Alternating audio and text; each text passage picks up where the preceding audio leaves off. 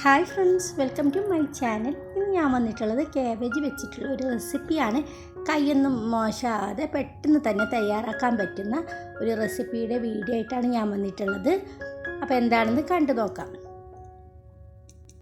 അതിന് വേണ്ടിയിട്ട് ഞാനിപ്പോൾ ഇവിടെ ഒരു ക്യാബേജ് എടുത്തിട്ടുണ്ട്. അതിന് നേർ പകുതിയാണ് ഇപ്പം ഞാൻ എടുക്കുന്നുള്ളത്. വലിയൊരു ക്യാബേജ് ആയിരുന്നു. എന്നിട്ട് നമുക്ക് ഇതിനെ ഒരു 4 കഷ്ണമാക്കി മാറ്റാം. ഇതേപോലെ തന്നെ 4 കഷ്ണമാക്കി മാറ്റാം. നല്ല ഹാർഡുള്ള ക്യാബേജാണ് എനിക്കിപ്പോൾ ഇവിടെ കിട്ടുന്നുള്ളത്. നാട്ടിലാണെങ്കിൽ നല്ല സോഫ്റ്റ് ആയിരിക്കും, എനിക്കറിയില്ല.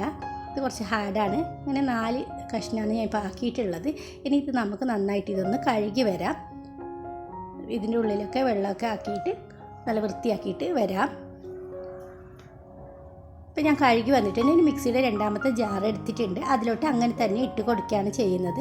ഇനി നമുക്ക് കത്തി വെച്ചിട്ട് അരിയേണ്ട ആവശ്യമൊന്നുമില്ല. വളരെ എളുപ്പത്തിൽ തന്നെ ഇതൊന്ന് റെഡിയാക്കിയിട്ട് വരാം.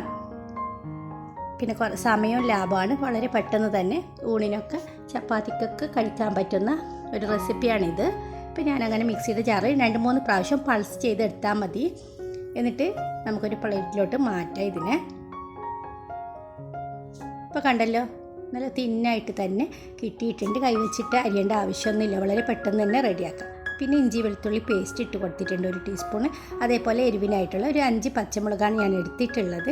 പിന്നെ ഒരു അര കഷ്ണം തക്കാളിയാണ്, വലിയ തക്കാളി നേരെ പകുതിയാണ് എടുത്തിട്ടുള്ളത്.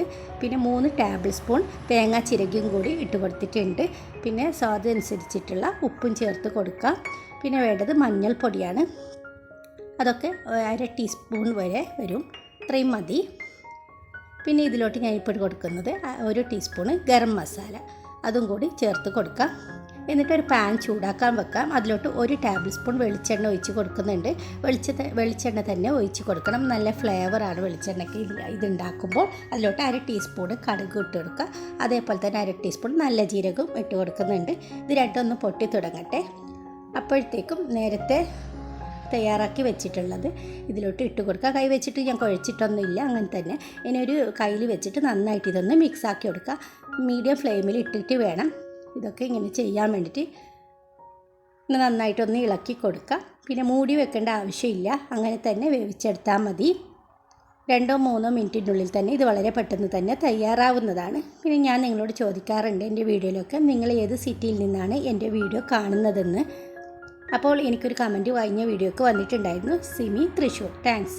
അതേപോലെ തന്നെ നിങ്ങൾക്കും നിങ്ങൾ ഏത് സിറ്റിയിൽ നിന്നാണ് കാണുന്നതെന്ന് അറിയിക്കുവാൻ താല്പര്യമുണ്ടെങ്കിൽ ഒന്ന് കമൻറ്റ് ചെയ്യണം കേട്ടോ. അങ്ങനെ ഇപ്പോൾ 2-3 മിനിറ്റിനുള്ളിൽ തന്നെ വളരെ എളുപ്പത്തിൽ തന്നെ ക്യാബേജ് ഇത് റെഡി ആയിട്ടുണ്ട്. അപ്പോൾ എല്ലാവരും എളുപ്പത്തിൽ തയ്യാറാക്കാൻ പറ്റുന്ന റെസിപ്പിയാണല്ലോ സെർച്ച് ചെയ്യുന്നത്. അപ്പോൾ ഇത് വളരെ എളുപ്പമാണ്. ചപ്പാത്തിയുടെ കൂടെ കഴിക്കാനും ചോറിൻ്റെ കൂടെ കഴിക്കാനൊക്കെ വളരെ നല്ല ടേസ്റ്റാണ് ഇതിനായിട്ട്. വളരെ ഈസി ആയിട്ട് തന്നെയല്ലേ ഇപ്പോൾ ഞാൻ ഉണ്ടാക്കിയത്. കൈയൊന്നും മോശമാകാതെ പെട്ടെന്ന് തന്നെ തയ്യാറാക്കിയിട്ടുണ്ട്. അപ്പോൾ എല്ലാവരും ഈ റെസിപ്പി ട്രൈ ചെയ്ത് നോക്കണം. ഇഷ്ടമായാലും വീഡിയോ ഒന്ന് ഷെയർ ചെയ്യാനും ലൈക്ക് ചെയ്യാനും മറക്കരുത്. Thank you for watching.